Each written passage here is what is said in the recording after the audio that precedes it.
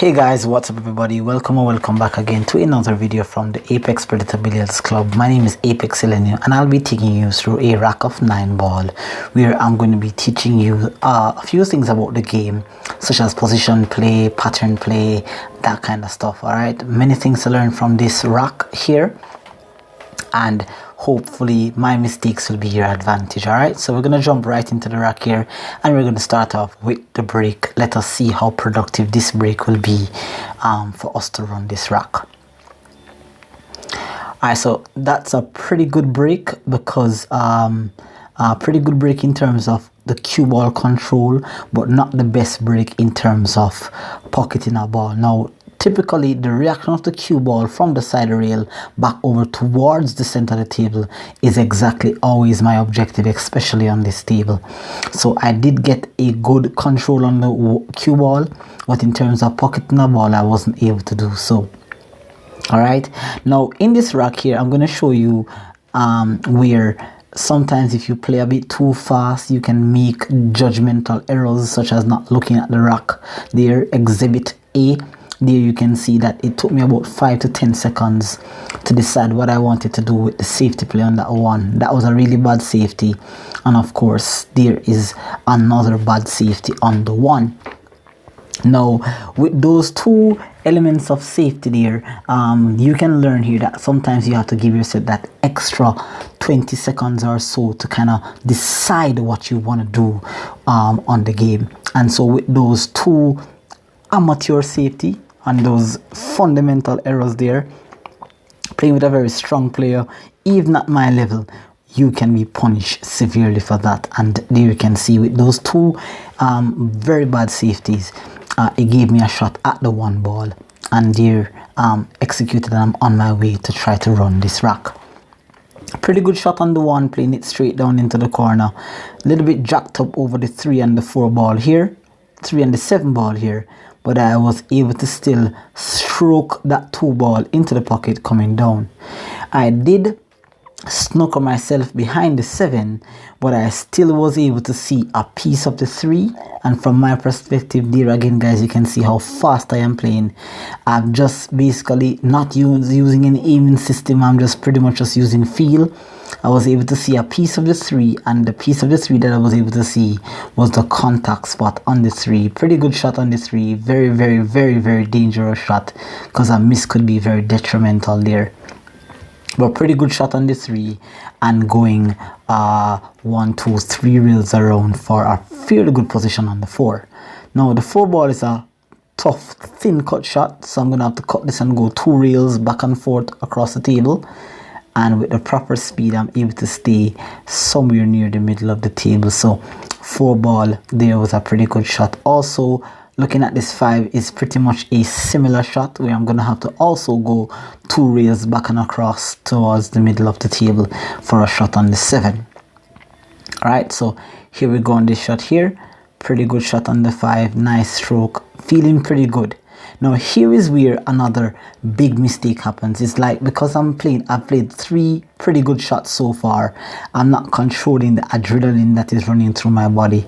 So with that there, it took me again less than 10 seconds to make up my mind about playing the shot, and due to that, look at that fundamental miss. That's a careless mistake there. All right, any opponent that you're playing with, whether it be a B player or a A minus player, you more than likely will be punished. And if it's a team that is more highly reactive, maybe it could even go to the point where that 7 ball is could even be a bad sellout. Now the angle that I have on the 7 is not ideal to get back onto the 8, so hence why I've chosen to bank this ball, come out to the middle of the table for a shot, a thin cut on the 8. Again, due to the conditions of my bank, of course you can clearly see here that the bank went long due to the speed. So there, the 7 ball, game was sold out. 7 ball into the corner, straight in shot on the 8, bounce off the side rail towards the 9 to end the rack. Now why did I post this video guys? What's the purpose of this video? Is it to show you my shot making skills? Is it to show you my prowess? No, it's not. The whole idea of this rack here that you have seen guys is so many mistakes have been made in this rack. And when I rewatch this video and I'm commentating on this video, what this is telling me and what I'm seeing here is seeing myself making these mistakes. It's created some sort of blueprint in my mind.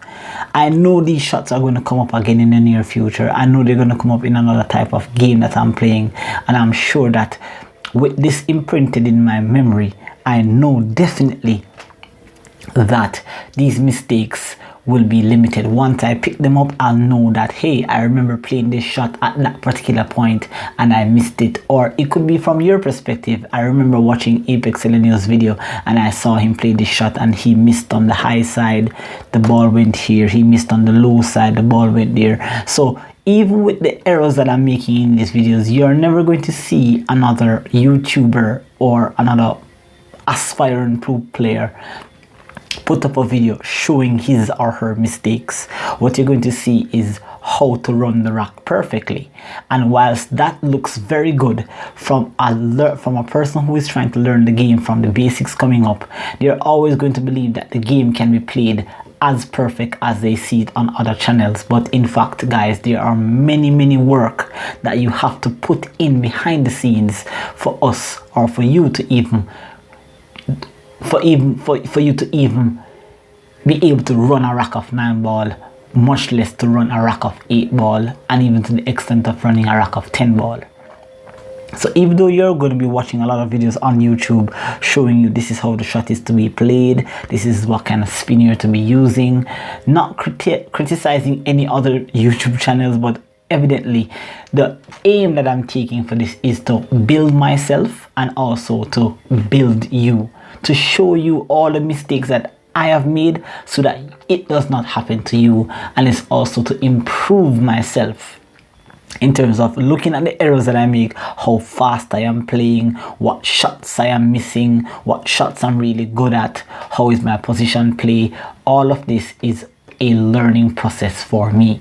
So even though you may think that this video is not productive in terms of its outcome, then of course it depends on what you're trying to learn from the video.